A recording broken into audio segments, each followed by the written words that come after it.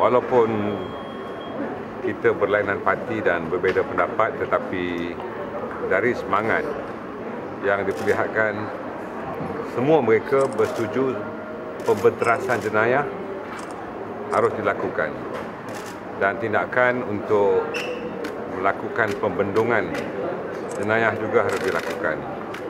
Namun beberapa aspek di dalam POKA ini jika mahu dipersesuaikan, maka beberapa perbincangan akan diadakan, dan jika sesuai POKA ini mahu dipinda di dalam klausa-klausa tertentu, kami akan mengadakan rundingan dengan Majlis Peguam dan juga Jabatan Peguam Negara.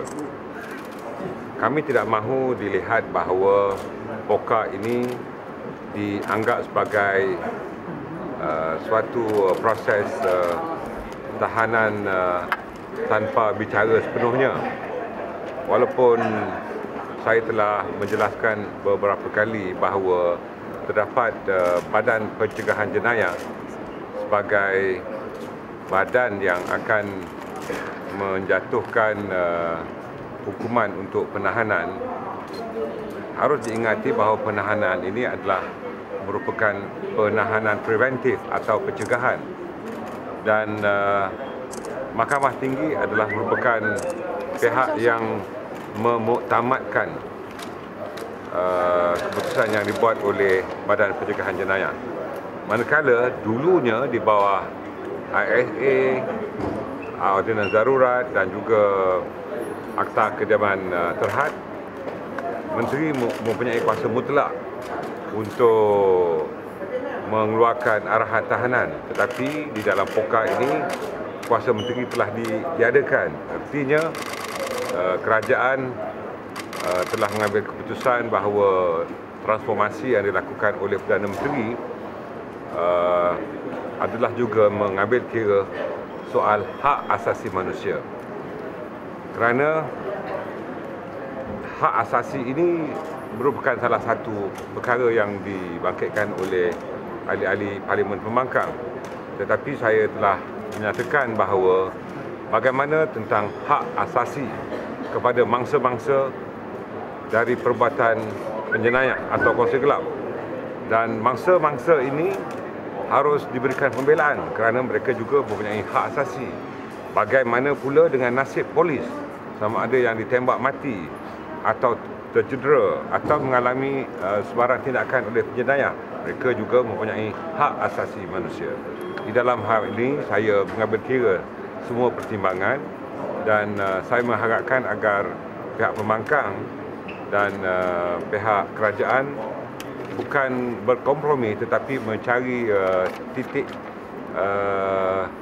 tengah untuk supaya POKA ini diterima dengan sebaik-baiknya dan dapat memuaskan hati, kalau tidak sepenuhnya kepada semua pihak, tetapi ianya dapat dihormati sebagai suatu undang-undang pencegahan dan pembenterasan jenayah. Dato' Sri Anwar Ibrahim has said that he has expressed his disappointment over the amendments that were passed, and he said that they would continue fighting against the amendments, but they probably will not take it to the streets.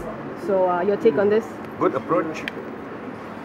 Okay. And not my advice, my opinion, don't take it to the street, because I'm very open for discussion, as I mentioned earlier, and I think there is always room for discussion to improvise a few clauses in the Act.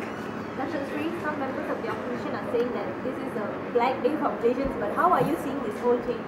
If POKA is not approved, it's also black day for victims of the crimes. Okay?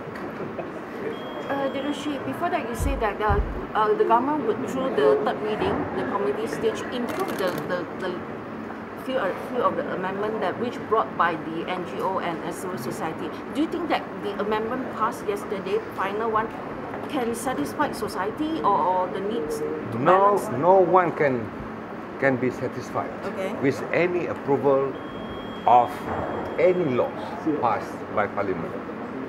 It's impossible to satisfy 100% of the population. But we are trying our level best to satisfy majority of the Malaysian population as a whole, because we must also look into the majority of the citizen, because POCA is targeting for organized crime.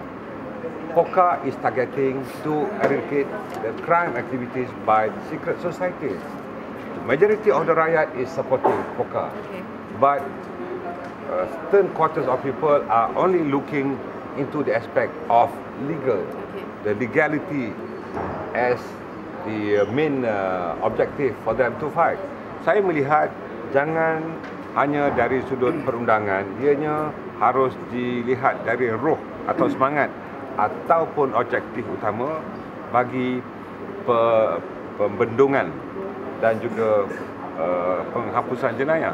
Dan walaupun ini agak sukar, tapi saya bertemu dengan rakyat di luar parlimen, majoriti daripada mereka menyokong POCA demi kepentingan keselamatan mereka untuk melakukan sebarang aktiviti di luar sana. Dato' Sri, yesterday I noticed that the government in the third reading extend the detention of 17 days, the initiate date that which you said that before that there would not be strengthened. What is the reason for that? Okay, from 39 days extended in the Act, extended to 60 days.